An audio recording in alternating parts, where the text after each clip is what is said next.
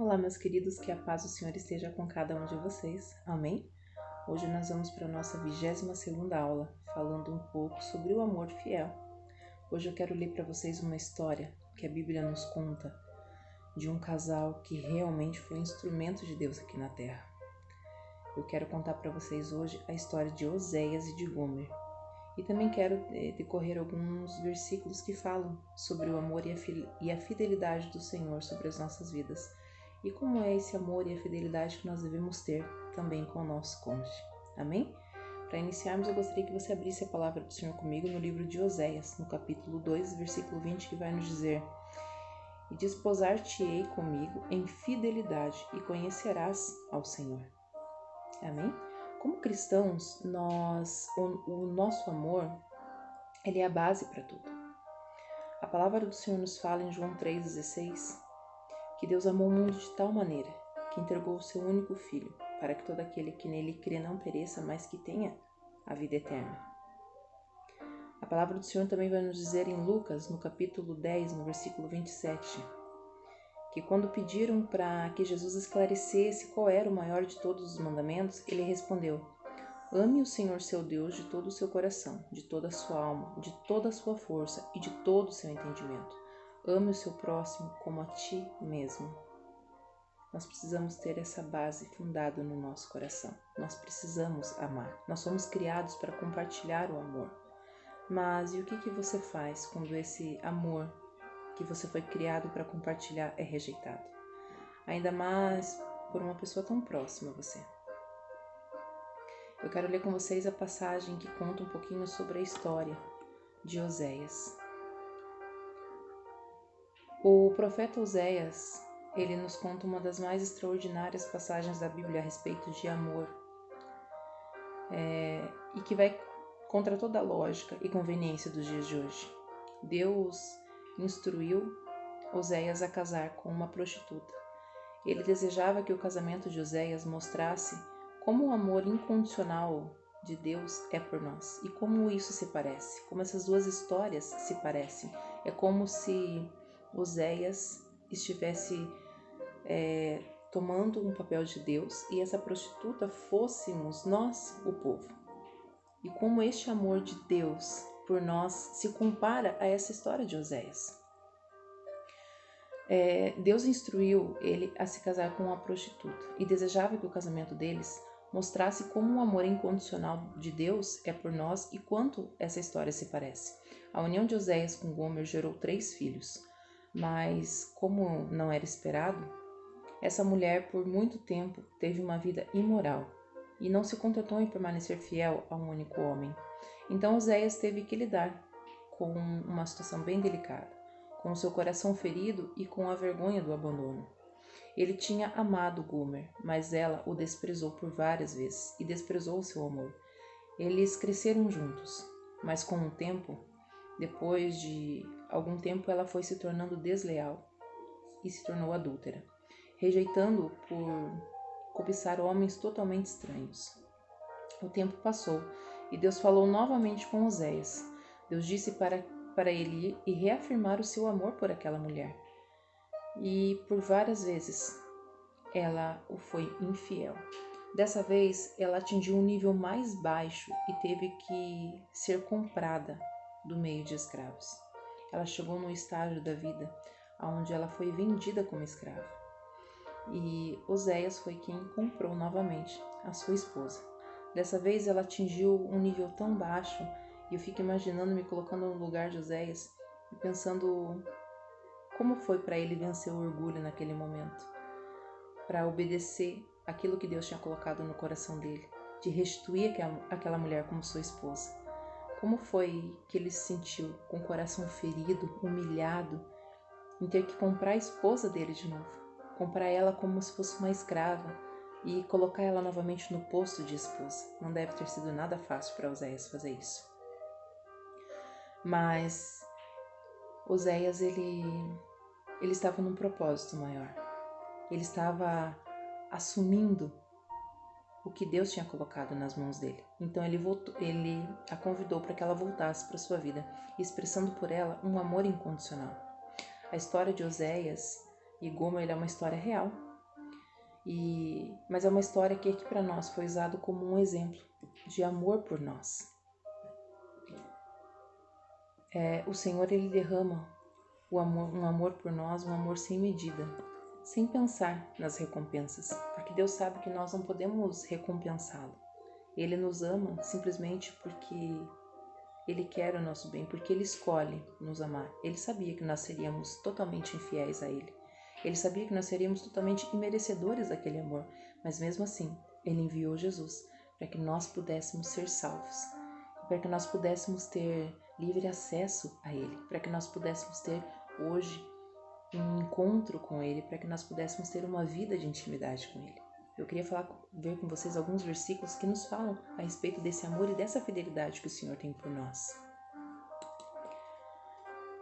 No livro de João, no capítulo 13, versículo 35, a palavra do Senhor vai nos dizer: com isso todos saberão que vocês são meus discípulos, se vocês amarem uns aos outros. Efésios 3, do 17 ao 19, vai nos dizer: para que Cristo habite pela fé nos vossos corações, a fim de que, estando arraigados e fundados em amor, poderdes perfeitamente compreender com todos os santos qual seja a largura, o comprimento e a altura e a profundidade, e conhecer o amor de Cristo que excede todo entendimento, para que sejais cheios de toda a plenitude de Deus. 1 Pedro 4,8 vai nos dizer: mas sobretudo, tende ardente amor uns para com os outros, porque o amor cobrirá multidão de pecados. O amor, ele cura. O amor, ele nos traz sustento. Ele nos traz vida, nos traz vigor. O amor, ele é um mecanismo de cura maravilhoso que o Senhor colocou nas nossas vidas. O Senhor, Ele espera que nós possamos ser fiéis a Ele, assim como Ele é conosco. E hoje, trazendo para os nossos dias, para o nosso casamento, que nós possamos tomar a história de Oséias e Gomer como um exemplo para nós, lembrando de que a nossa fidelidade, primeiramente, deve ser com Deus, a fidelidade que nós construímos com o Senhor, que nós devemos ser fiéis ao propósito que nós fizemos primeiramente com Deus, ao compromisso que nós assumimos com Deus, de que nós amaríamos e respeitaríamos o nosso cônjuge em primeiro lugar. E a palavra do Senhor nos mostra inúmeros versículos que falam sobre a fidelidade de Deus conosco, essa mesma fidelidade que nós devemos ter com o nosso cônjuge.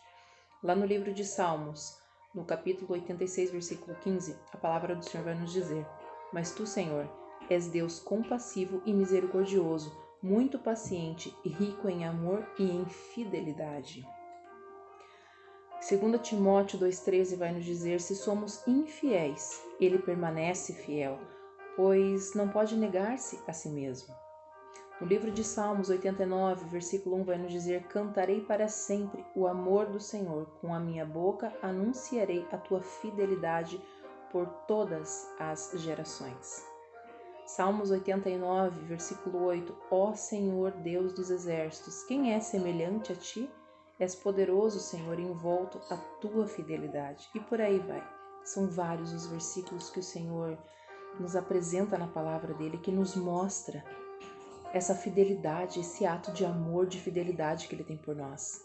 E essa história contada na Bíblia de Oséias e de Gomer, eu vejo como se fosse o amor de Deus por toda a humanidade. Esse Deus tão misericordioso que não olha para as nossas falhas. Deus não ama o pecado, mas Ele ama o pecador. E essa história de Oséias, voltada aos nossos casamentos, é como se fosse Deus amando o pecador. Oséias, ele não amava o pecado de Gomer, mas ele amava a sua esposa. E através do que Deus falou para ele, ele honrou a sua esposa. Depois, com mais tempo, peço que vocês deem uma lida na história de Oséias, no livro de Oséias. É um livro muito bonito. E é um livro que deve ser levado muito em consideração. Pode ser até mesmo que hoje você veja o seu cônjuge como um inimigo dentro do seu lar. Talvez você tenha permitido que as coisas chegassem a tal ponto de você olhar para o seu cônjuge como você olha para o seu pior inimigo. Mas eu gostaria de falar para você que até mesmo se você enxergar ele hoje com essa visão errada, de que hoje ele não é mais o amor da sua vida, mas se tornou inimigo dentro do seu lar, a palavra do Senhor ainda assim vem confrontar o seu coração. Lembra o que o Senhor nos contou lá no Sermão da Montanha, lá no capítulo 6 de Lucas?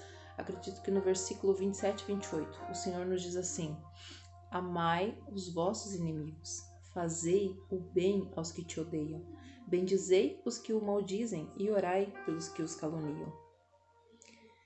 Em Lucas também, no versículo 32 e 33, o Senhor vai dizer: se amardes aos que vos amam, que mérito há nisso?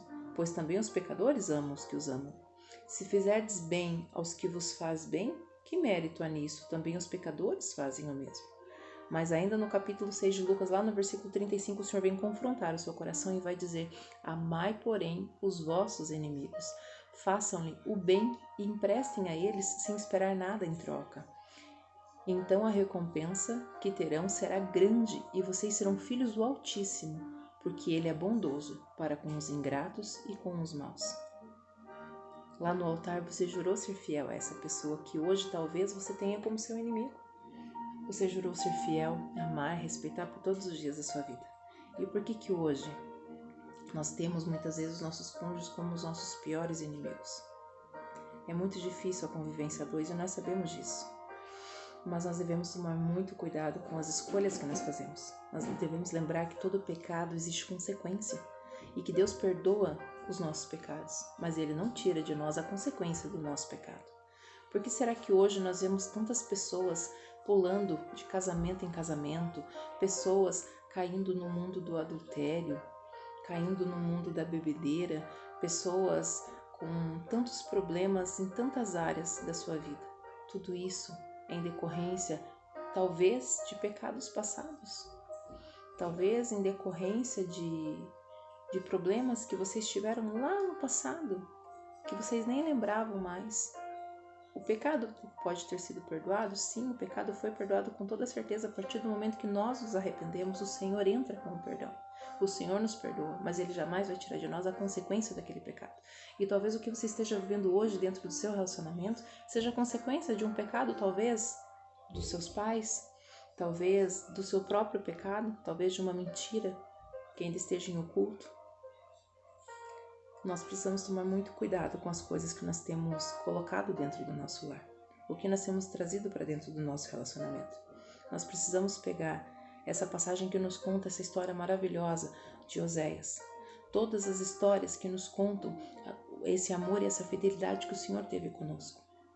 E nós devemos ponderar. Se nós queremos um casamento abençoado, nós precisamos honrar a Deus e honrar a pessoa que está do nosso lado. Amar essa pessoa de todo o nosso amor e de todo o nosso entendimento, assim como o Senhor fez conosco. Nós precisamos dar valor ao nosso cônjuge. Satanás tem cirandado sobre todas as famílias e tem tentado arrancar de nós o nosso bem mais precioso, que é a nossa família. Nós precisamos trabalhar essa fidelidade, honrar o juramento que nós fizemos diante de Deus lá no altar, que nós seríamos fiéis, que nós amaríamos e honraríamos o nosso cônjuge por todos os dias da nossa vida. Mesmo que o meu cônjuge não me ame e não me respeite da maneira que eu mereço ser amada e respeitada, eu mesmo assim devo continuar amando, respeitando e honrando o meu cônjuge. Porque o Senhor nos fala aqui na palavra dele, que se eu amar, se eu honrar até mesmo o meu inimigo, as recompensas serão tremendas. E imagine se eu continuar amando, respeitando e honrando o meu cônjuge.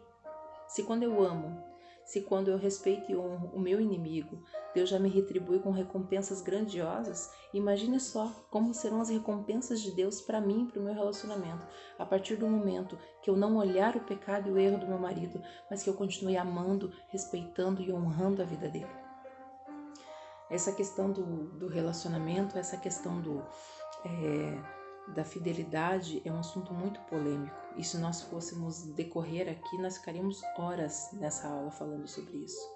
Mas eu gostaria de te dizer hoje que vale a pena lutar por aquilo que Deus colocou aí do seu lado. Vale a pena lutar pela sua família, vale a pena lutar pelo seu casamento. Não desista do seu casamento. Se existe ou se existiu algum tipo de adultério entre vocês, que possa haver hoje o perdão, que possa haver a reconciliação perante Deus e perante o seu cônjuge, que vocês possam se consertar diante de Deus e que vocês possam reafirmar essa aliança hoje, esse amor e esse compromisso de fidelidade, que o Senhor estreite esses laços de amor e fidelidade dentro do seu relacionamento e que você possa viver essa fidelidade que o Senhor proporciona para nós, quando nós nos entregamos a Ele e somos fiéis a Ele. Amém? Para o nosso desafio de hoje, lembre que amar é uma escolha e não um sentimento. Então escolha amar, escolha ser fiel ao seu cônjuge, aquilo que Deus colocou nas suas mãos para que você cuidasse. Amém? Escolha hoje estar comprometido a amar e ser fiel ao seu cônjuge, mesmo que ele tenha perdido talvez o interesse em receber esse seu amor. E diga para ele palavras de afirmação. Mostre para ele que você ainda o ama e que você zela pelo relacionamento de vocês. Escreva lá no seu caderno como tem sido. Registra lá como tem sido todos esses dias da quarentena do amor. E abençoe a vida do seu cônjuge hoje, com toda sorte de bênçãos. Ore sobre a vida dele, ore sobre o teu casamento. No nosso desafio de hoje, eu quero que vocês orem juntos. E se existiu aí a quebra de alguma aliança no decorrer da vida de vocês dois, se houve algum tipo de adultério, que vocês possam estar orando juntos, se consertando diante de Deus, diante de vocês, que o Senhor possa estar abençoando e restaurando essa aliança entre vocês hoje. Para fechar a nossa aula, eu gostaria de ler com vocês lá no livro de Salmos 119, no versículo 30, que nos diz: escolhi o caminho da fidelidade, que esse seja o caminho que vocês possam percorrer também. Eu gostaria muito de poder conversar mais a respeito. A fidelidade, ele é um assunto que abre um leque infinito de propostas para que nós pudéssemos estar estudando, mas eu não quero me estender muito na aula. Em uma outra oportunidade, eu quero voltar e conversar um pouco mais com vocês a respeito desse assunto que é tão importante no nosso relacionamento. Mas que vocês fiquem com esse versículo hoje. Escolhi o caminho da fidelidade. Que vocês escolham este caminho para a vida de vocês nesse dia, para o relacionamento de vocês. Se apeguem com Deus. Honrem o compromisso de fidelidade que vocês fizeram no altar do Senhor. E mesmo que você não esteja recebendo amor e fidelidade do seu cônjuge, coloque na presença do Senhor. E o Senhor vai te honrar grandemente. Eu tenho certeza disso. Amém? Eu quero orar por você. Pai, em nome de Jesus, nós louvamos e agradecemos o Senhor, Pai. Muito obrigado, Deus, porque até aqui o Senhor tem nos ajudado. Pai, em nome de Jesus, eu quero te apresentar a vida de cada casal neste dia. Pedir a Deus que se houve aqui, Pai, a quebra de alguma aliança, que o Senhor esteja restaurando, Deus amado e querido, os laços de amor, de fidelidade, de união na vida desse casal. E que haja perdão, Deus amado e querido, se foi quebrada alguma aliança, se houve aqui o adultério, Deus, ou o desejo de separação, o desejo, Senhor, do divórcio, que o Senhor esteja quebrando, Deus, essa palavra de Satanás, lançando fora, Deus, todos os sentimentos contrários à Tua vontade sobre a vida desse casal. Que o Senhor esteja adentrando o lar deste casal neste momento, com cura, com perdão, com restauração, Pai, em nome de Jesus. Que o Senhor esteja restaurando novamente o amor e a aliança deste casal com o Senhor, para que o casamento deles venha a ser um casamento consagrado ao Senhor, um casamento fiel e digno do Teu amor sobre a vida deles. Esteja, Senhor, abençoando grandemente a vida deste casal, toda a sua família. É o que nós te pedimos e agradecemos em nome de Jesus. Amém. Permaneçam abençoados e nós voltamos amanhã para mais uma aula.